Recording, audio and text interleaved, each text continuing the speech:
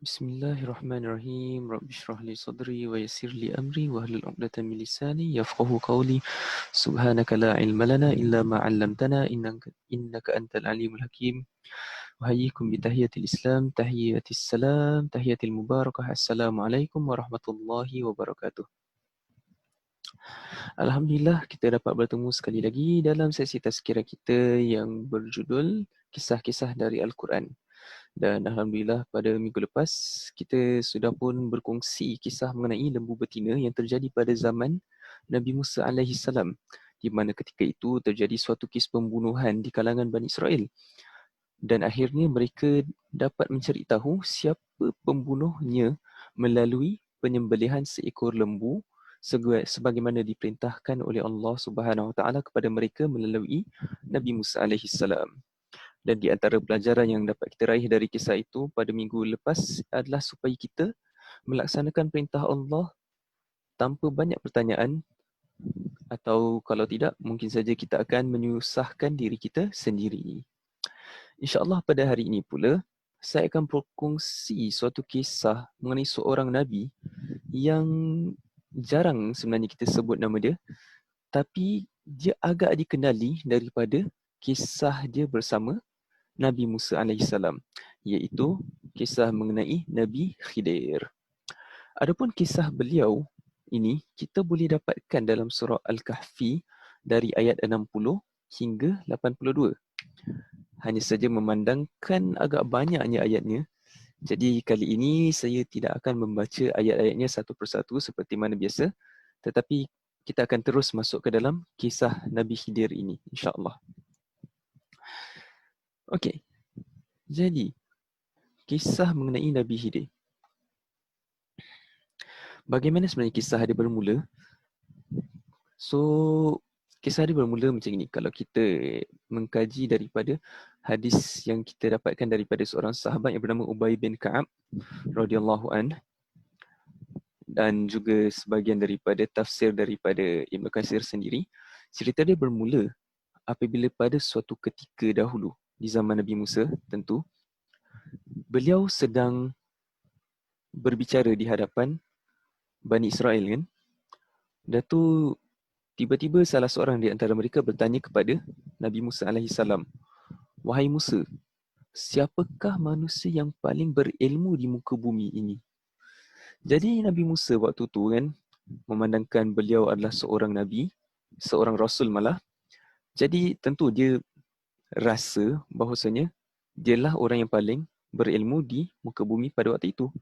Jadi dia pun langsung berkata, "Akulah orang yang paling berilmu itu."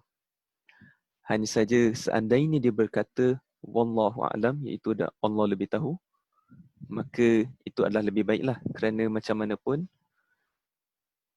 ilmu yang dimiliki oleh para nabi dan rasul itu tentu saja tidak merangkumi segenap ilmu yang telah Allah ciptakan di muka bumi ini.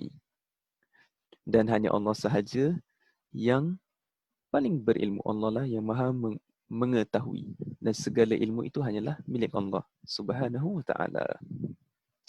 Jadi dengan itu Allah Subhanahu wa taala ingin memberikan suatu pengajaran kepada Nabi Musa dengan menunjukkan kepada Nabi Musa bahawa sesungguhnya terdapat sahaja orang lain yang mempunyai ilmu lain yang dia tidak miliki, atau boleh jadi ada orang lain yang lebih berilmu daripada Nabi Musa sendiri. Maka Allah Subhanahu Wa Taala pun memerintah pergi bersafar ke suatu tempat, dan di situlah dia akan menemukan hamba Allah yang lagi seorang ini yang berilmu. Jadi sambung cerita daripada Ubay bin Ka'ab tadi, dia pun berkata,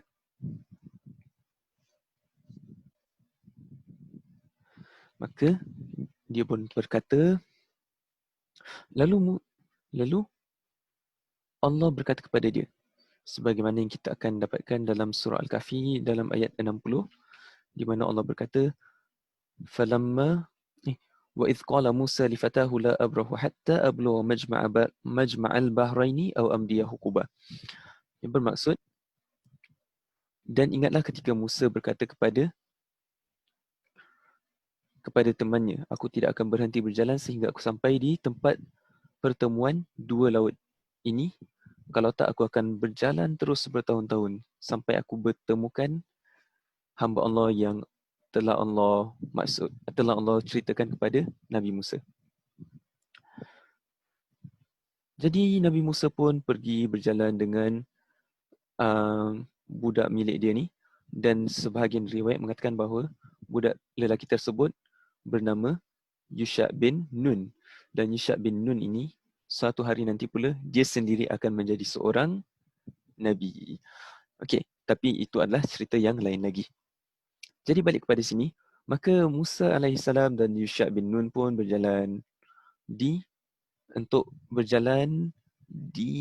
tempat yang di mana akan bertemu dua laut. Jadi mereka berjalan. Hanya saja Ubay bin Ka'ab berkata, dan kemudian Musa bertanya kepada Allah, wahai Rabbku, macam mana aku nak tahu kalau aku dah sampai ke tempat yang aku akan jumpa lelaki tu? Sebab kalau setakat perintah yang pertama, which is untuk jalan ke tempat yang di mana dua laut bertemu, tentu tempat dia akan agak luas kan. So memang Musa dia dah macam bertekad untuk berjalan bertahun-tahun lah. Tak kisah, janji aku jumpa orang ni. Tapi dia of course nak confirmation lagi kan, macam mana dia boleh jumpa orang ni dengan lebih jelas. Jadi dia bertanya, wahai Rabbku, macam mana aku nak jumpa dia? Jadi dikatakan kepada Nabi Musa, ambillah seekor ikan dan letakkanlah ikan itu di dalam bakul. Dan bila mana kau hilang ikan itu, kat situlah nanti kau jumpa dia. Jadi Musa pun bawa lah bakul, dalam dia taruh ikan, dan dia suruh Yusha bin Nun lah yang angkat kan, bukan diri dia sendiri. So mereka angkat benda tu, dan ketika mereka sampai ke suatu tempat yang berbatuan, mereka pun baring untuk berehat dan tidur. Hanya saja tanpa mereka sedari, ikan itu pun loncat keluar dari bakul dan masuk ke dalam laut. Setelah itu, apabila mereka bangun, mereka pun sambunglah jalan. Mereka lupa mengenai ikan itu. Sampai ketika masa Musa alaihissalam terasa lapar. Dia terasa lapar, jadi dia katakan kepada Yusha tadi, bawalah makanan kita. Sungguh sekarang kita dah sangat lelah, jadi kita perlu makan. Ketika itu baru si Yusha dia teringat bahawasanya ikan tadi dah hilang. Dan last yang dia ingat ada ikan tu kat tempat yang diorang tidur tadi.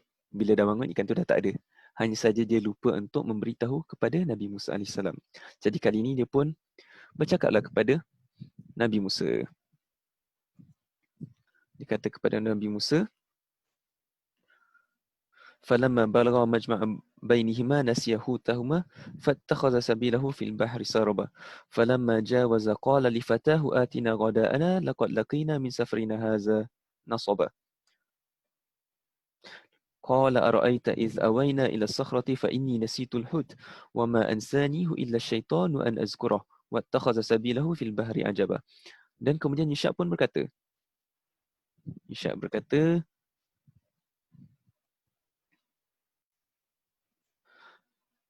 tahukah apa yang telah terjadi tadi ketika kita berehat di batu tadi? Sebenarnya aku lupa pasal hal ini, hal ikan tadi. Dan tidak ada yang membuat aku lupa daripada menceritakan hal ini kepada kau, melainkan kerana syaitan yang membuat aku lupa. Adapun ikan itu, maka dia telah pun mengambil jalan dia di laut dengan cara yang sangat menakjubkan. Dan memang kalau kita nak fikirkan, ikan kalau dalam bakul tu tiba-tiba dia nak loncat keluar sendiri, memang agak menakjubkan lah kan. Tapi itulah yang telah terjadi. Dan Yusha lupa untuk memberitahukan Nabi Musa ketika itu. Dan Nabi Musa apabila dia mendengarkan hal ini daripada Yusha bin Nun, dia pun berkata, itulah tempat yang kita cari sebenarnya. Jadi mereka pun berpatah balik untuk trace balik jalan mereka yang telah mereka lalui. Sehingga akhirnya apabila mereka sampai di tempat yang telah mereka kehilangan ikan itu, mereka berjumpa seorang lelaki.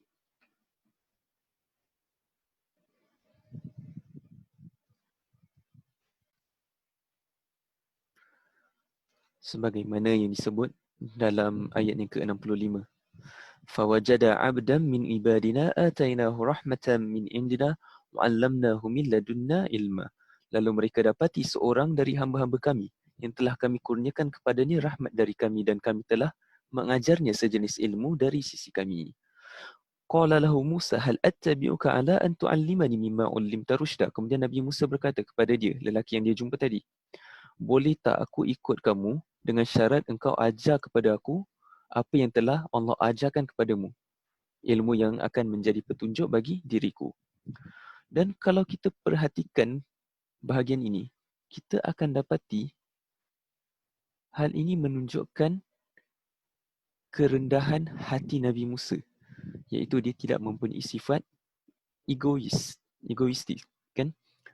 Walaupun dia tahu bahawa dia itu seorang Nabi, seorang Rasul, tetapi apabila telah diberitahukan kepada dia bahawa ada orang lain yang mempunyai ilmu selain ilmu yang dia miliki, maka dia rendahkan hati dia untuk bertemu orang yang dimaksudkan tersebut, kemudian meminta dengan baik supaya lelaki tersebut boleh memberikan ilmu atau mengajarkan ilmu yang dia miliki kepada Nabi Musa sendiri. Akan tetapi, apakah yang dikatakan oleh lelaki tersebut apabila dia bertemu, apabila Nabi Musa meminta dia mengajarkan Nabi Musa? Lelaki itu berkata, Qala innaka lan tastati'a ma'iya sabra. Sungguh, kau tak akan dapat bersabar dengan aku. Jadi, walaupun Nabi Musa dia dah tundukkan hati untuk berkata bahawa dia nak belajar daripada Khidir tadi, tapi apa yang Khidir cakap kepada dia? Khidir actually cakap kepada dia bahawa macam mana pun kau tak akan sanggup sabar dengan aku.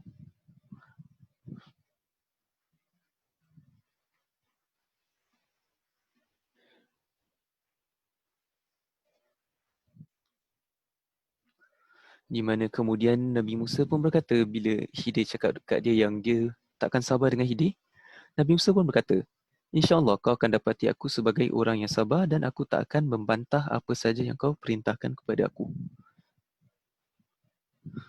Kemudian Khidir pun kembali berkata kepada Nabi Musa, okay, fine. Dan kalau macam tu, betul-betul kalau engkau ingin mengikutiku, janganlah engkau tanya kepada aku tentang satu benda pun sampai aku sendiri yang ceritakan perkara itu kepada kau. Jadi Nabi Musa pun agree, Nabi Musa pun setuju. Maka mereka pun mulailah melakukan perjalanan mereka.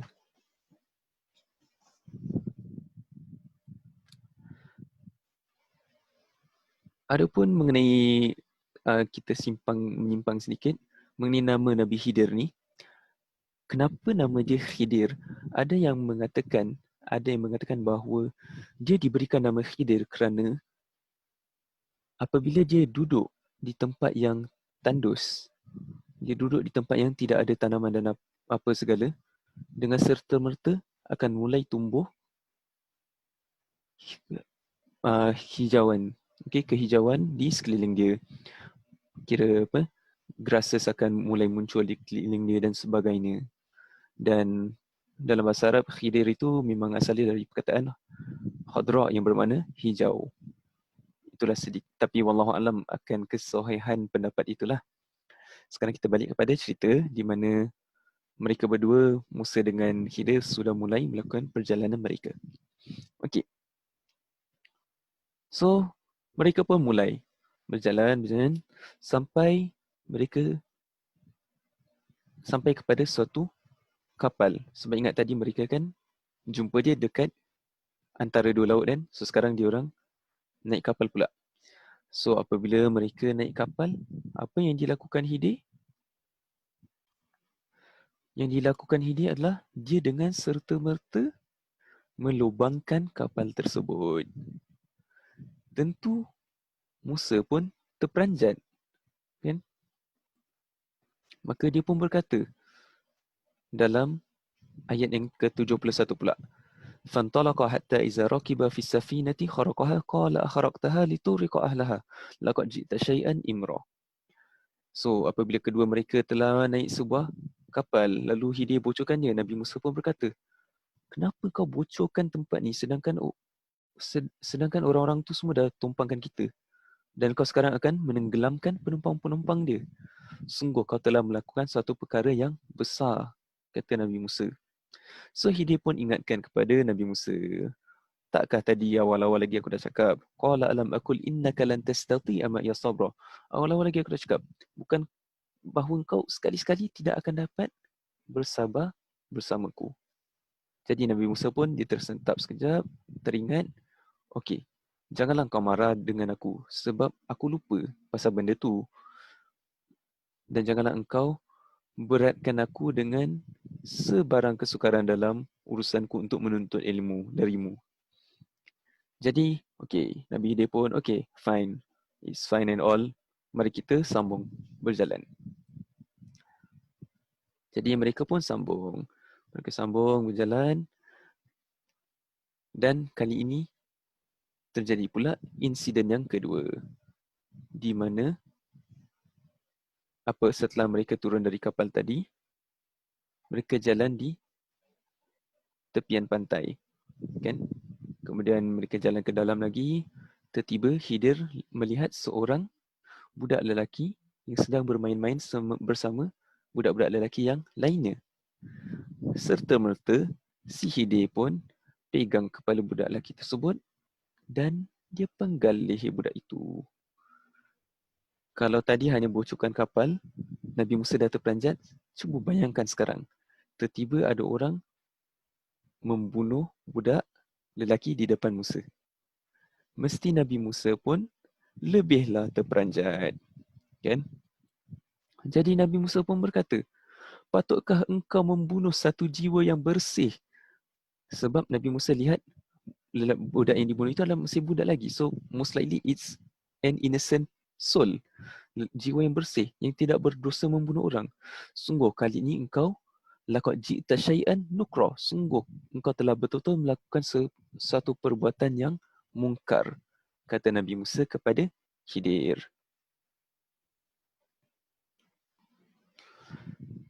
So, apa Nabi Hidir cakap? Nabi Hidir pun ulang lagi yang dia telah cakap pada peristiwa yang pertama, iaitu qala alam aqul laka innaka lan tastati'a ma'iya sabra. Bukankah aku telah katakan kepadamu bahawa engkau sekali-sekali tidak akan dapat bersabar bersama aku.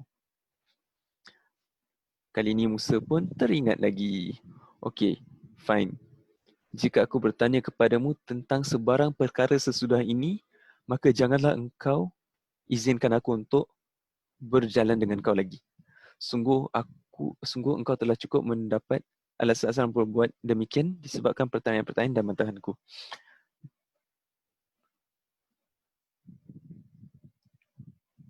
Kemudian mereka pun berjalan lagi. Mereka berjalan dan kali ini mereka sampai ke suatu kota. Dan ketika mereka sampai ke kota itu, mereka meminta kepada penghuni kota itu untuk memberi mereka makanan. Tetapi penghuni kota itu semuanya tidak mahu memberi mereka makan.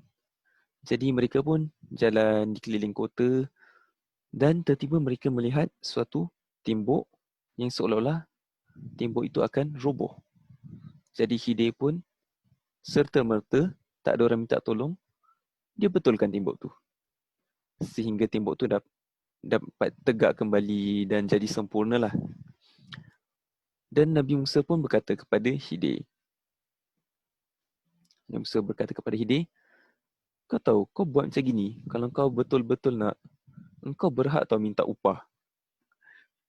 So, Hidir pun cakap, okey, kau ingatkan tadi kau dah cakap kalau kau ada banyak berbual lagi pasal apa yang aku buat, that's it, kita akan berpisah. So, inilah masanya perpisahan antara engkau dengan aku. Qala hadza firaqu baini wa bainik. Inilah masanya perpisahan antara engkau dengan aku. So, okey, sa'unabbi'uka bita'wili ma lam tastati' alaihi sabra. So, kali ini aku akan terangkan kepadamu maksud kejadian-kejadian yang engkau tak dapat sabar dengan apa yang aku buat itu semua tadi.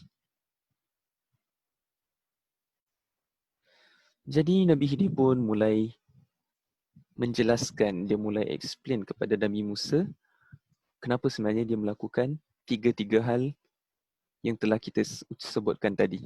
Jadi dia pun kata, adapun kapal yang pertama tu, dia dimiliki oleh orang-orang miskin yang bekerja di laut. Akan tetapi, ada seorang raja yang tinggal dekat dengan mereka yang akan merampas setiap-tiap perahu yang tak ada cacat cela.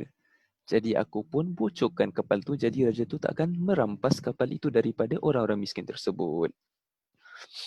Dan yang kedua pula, ada pun budak lelaki yang aku bunuh tu, maka kedua ibu bapa dia adalah orang-orang yang beriman. Akan tetapi kami bimbang bahawa budak lelaki tersebut akan menjadikan mereka melakukan perbuatan yang zalim dan kufur apabila dia telah besar nanti.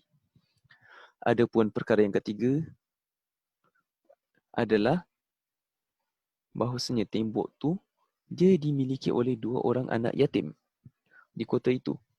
Dan di bawah tembok itu terdapat harta yang terpendam milik mereka yang ditinggalkan oleh bapa mereka yang merupakan seorang lelaki yang soleh. Maka Tuhanmu, iaitu Allah, Tuhanku juga, menghendaki supaya mereka cukup umur dan dapat mengeluarkan harta mereka yang terpendam itu sebagai satu rahmat dari Allah kepada mereka. Dan kemudian Nabi Khidir jelaskan lagi kepada Nabi Musa, dia tekankan lagi satu perkara iaitu وَمَا فَعَلْتُهُ an amri. Dan tidaklah, dan ingatlah, aku tidak melakukan suatu benda ni pun menurut fikiranku sendiri. Dalam arti kata lain, nak ingatkan kepada Nabi Musa bahawasanya, ingat, aku tak buat satu benda ni pun melalui fikiran aku sendiri. Bererti, setiap apa yang Nabi Khidir lakukan merupakan atau disebabkan oleh wahyu yang diberikan kepada dia daripada Allah Subhanahu Wa Taala. Dan menurut para ulama, bahagian daripada ayat inilah dalam surah Al-Kahfi ayat 82, ayat inilah yang menjelaskan bahawa Khidir bukanlah merupakan seorang wali atau seorang lelaki yang soleh, tetapi Khidir merupakan seorang nabi. Di mana dia berkata, وَمَا فَعَلْتُهُ an amri. Dia berkata kepada Nabi Musa, dan tidaklah aku melakukan satu perkara ni pun menurut fikiranku sendiri. Dan dia cakap, ذَلِكَ تَأْوِيلُ مَا لَمْ تَسْتِعْ عَلَيْهِ صَبْرًا. Dan dia sambung menjelaskan kepada Nabi Musa, dan itulah dia penjelasan tentang perkara-perkara yang telah aku lakukan sebelum ini yang kau tak dapat sabar dengannya. Jadi begitulah dia kisah antara Nabi Khidir dan Nabi Musa alaihi salam. Dan kalau kita nak perhatikan dalam kisah mereka berdua ini, memang actually terdapat quite a few atau beberapa faedah yang kita dapat raih daripada kisah ini. Dan di antaranya yang paling penting adalah akhlak atau adab dalam menuntut ilmu. Di mana yang pertama sekali kita dapati bahawa apabila seseorang itu ingin menuntut ilmu, hendaklah dia bertemu dengan guru dia dalam keadaan yang tawaduk, dalam keadaan yang rendah diri, tidak membanggakan diri walau bagaimanapun status si pelajar tersebut. Sebagaimana kita dapati, Nabi Musa alaihissalam, dia merupakan seorang rasul, tetapi dia sanggup merendahkan diri dia untuk mendapatkan ilmu daripada orang lain. Dan di sini adalah Khidir. Yang kedua pula adalah agar kita belajar untuk bersabar dalam mencari ilmu. Kerana apa?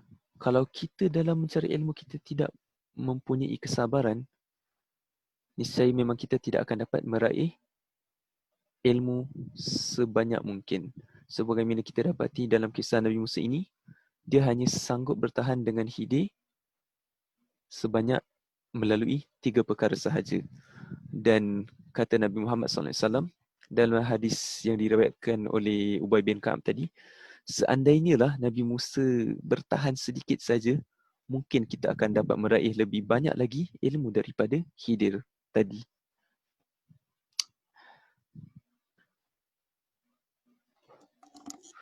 Dan mungkin pelajaran ketiga yang boleh kita dapatkan adalah untuk si guru pula, iaitu hendaklah guru mempunyai sifat yang lemah lembut, tidak kasar dan jauh daripada sifat pemarah. Sebagaimana kita dapat dalam kisah tadi kan, walaupun Nabi Musa banyak bertanya, banyak tidak sabar dengan Khidir, Khidir all the while dia menunjukkan sikap yang tidak kasar.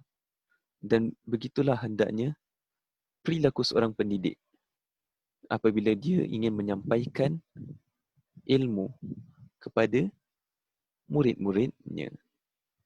Kerana dengan menunjukkan sifat yang demikian sahaja, barulah si murid akan dapat meraih ilmu yang ingin diberikan tersebut. Dan kalau kita ingin menyampaikan ilmu kita dalam keadaan yang marah, dalam keadaan yang kasar, percayalah memang murid tidak akan faham apa yang ingin kita sampaikan. Begitulah dia kisah antara Nabi Khidir dan Nabi Musa.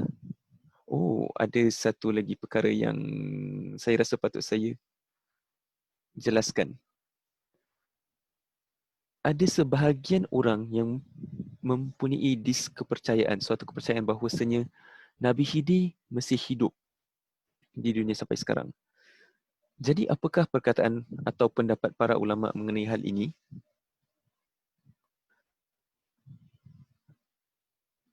Yang pertama sekali, sebenarnya jawapannya senang. Yang first kali kita boleh dapatkan daripada firman Allah dalam surah Al-Anbiya ayat ke-34. وَمَا جَعَلْنَا لِأَحَدٍ مِنْ قَبْلِكَ الْخُلْدِ أَفَإِنْ مِتَّ فَهُمُ الْخَالِدُونَ. Di mana Allah berfirman, di mana Allah berkata kepada Nabi Muhammad, kami tidak menjadikan hidup abadi bagi seorang manusia pun sebelum kamu, Muhammad. Maka jikalau kamu mati, apakah mereka akan kekal? Ayat ini saja sebenarnya sudah cukup untuk menunjukkan kepada kita bahawa Nabi Khidir tidak ada lagi bersama kita sekarang.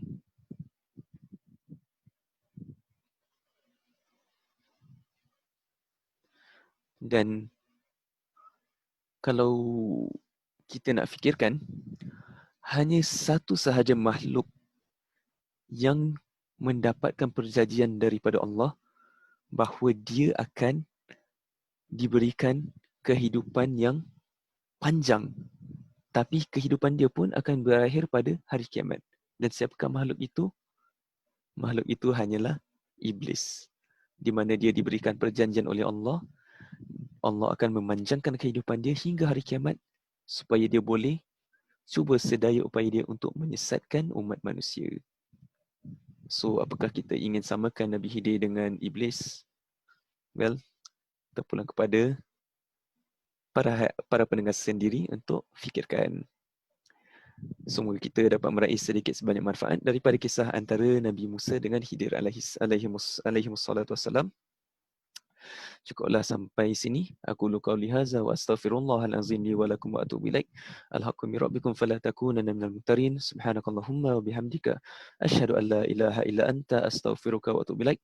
Wa sallallahu ala nabiyyina Muhammadin wa ala alihi wa sahbihi wasallam. Wa akhiru da'wana anil hamdulillahi rabbil alamin. Assalamualaikum warahmatullahi wabarakatuh.